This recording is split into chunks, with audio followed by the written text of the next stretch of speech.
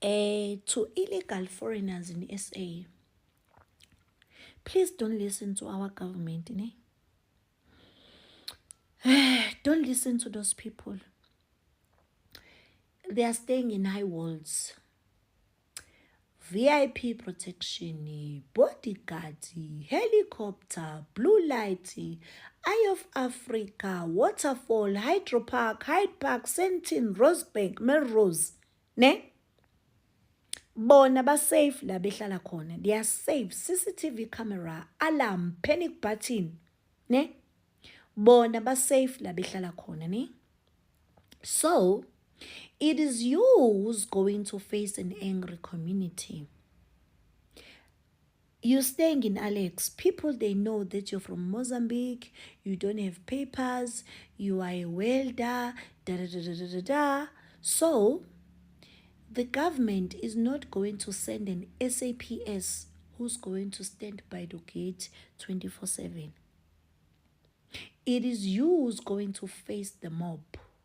It is you who's going to face an angry community in Alex, Tembisa, Umlazi, Ntontoni. It is you who owns a shop in CBD. Please do not listen to them. Please. South African citizens are very angry. uRamaphosa ufake upetroli emlilweni.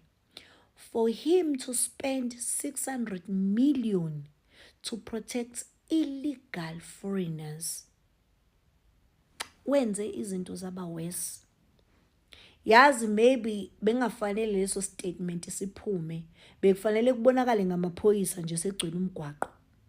Leso statement siphume sakhomba ukuthi kushuthi abantu bahluke besibhekiswa ngamasibomu. Thina uyaphela u3 days singenawo amanzi. Uyaphela u3 days singenawo ugesi. Izingane zethu ayisebenzi, izingane zethu zama graduate kodwa ayisebenzi ihlele emakhaya.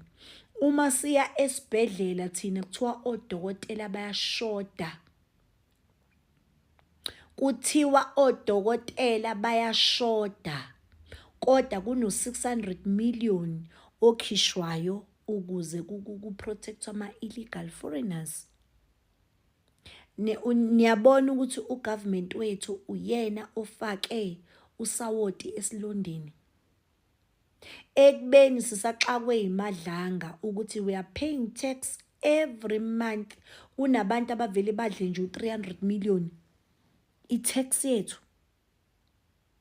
Sisadinwe iloko nje ukuthi kunabantu abavele badla imali engaka, imali yethu tax. Kunabantu abanemizi ewu17. Kunabantu abathatha imali yama taxpayers bathenga ama Lamborghini, bathenga ama Ferrari. Kunabantu abathola ithenda lokuthi bathenge imshini yesibhedlela bangayithengi. That 600 millions ikhombise lento engihlezi ngisho ukuthi yazini thina indlela esikhokha ngayo i-tax vele we supposed to be in the level of a first world country. Thina sikwi level yokuba i-first world country.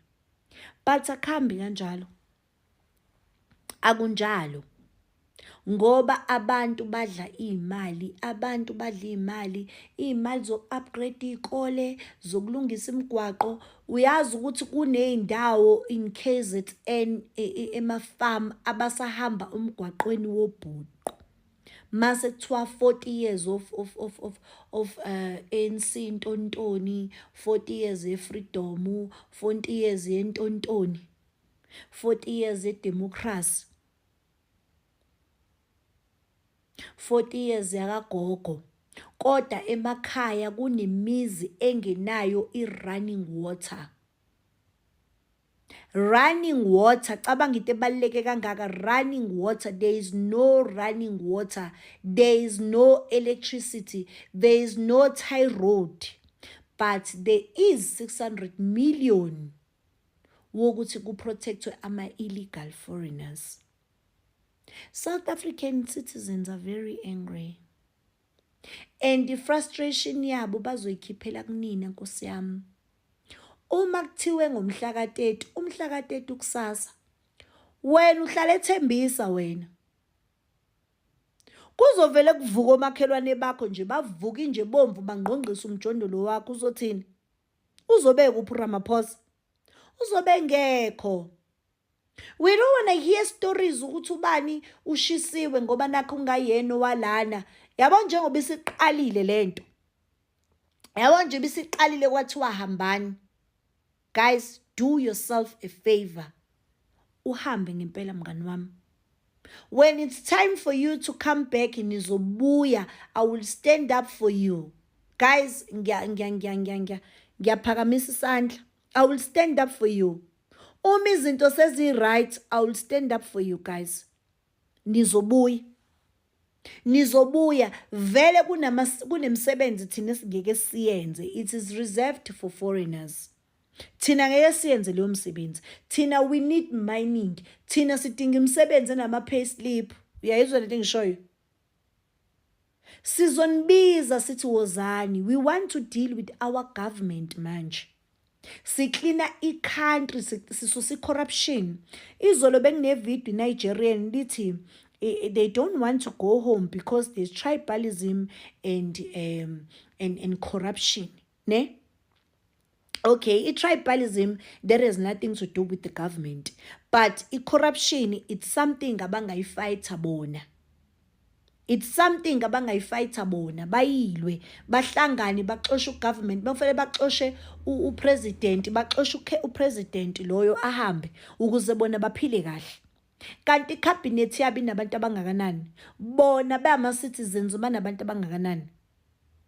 Bangakanani abantu babo bona? Why fanele bahlulwe abantu becabinet abantu abawu-200?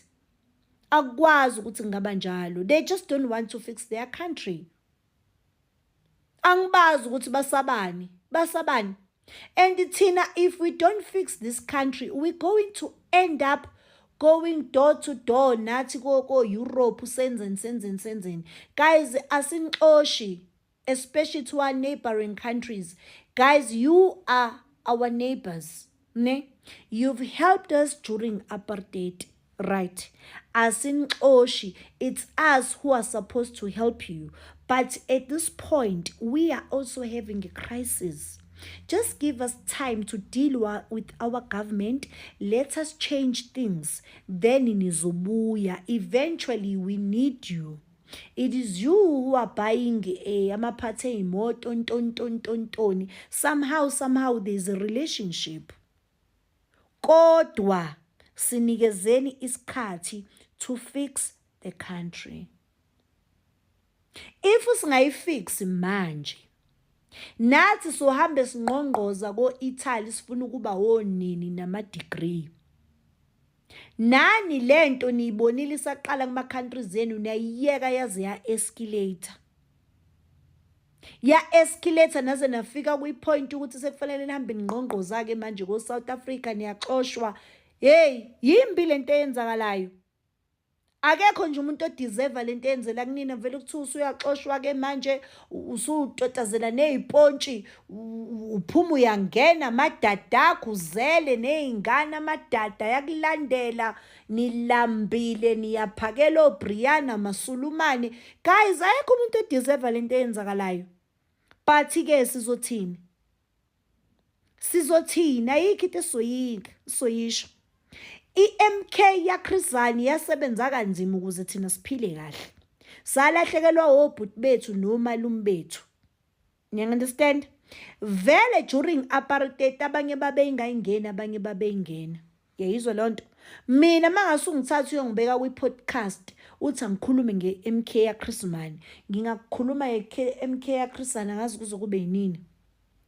Kungaba ama-episode awu-14. Ngingenza ngisho i-series mina. Ngokuthi MK yayilwela kanjani le country. I was there. Ngisakhumbula yonke into njengayizolo, ama-jokes alabo malume, intontoni yalabo malume, labo malume ababhalwe lapha eMlazi nje ngibazi ngoba ngizazi. Makuthiwa uNtonto Zulu lo mgwaqo osuke eKings Wellington Stadium ye-B3, ngingakutshela ngomalume Ntonto mina. Tshela uphaqa ayewugqoka, ngitshela ama-joke akhe. Abongcede, abommeleni, abontontoni.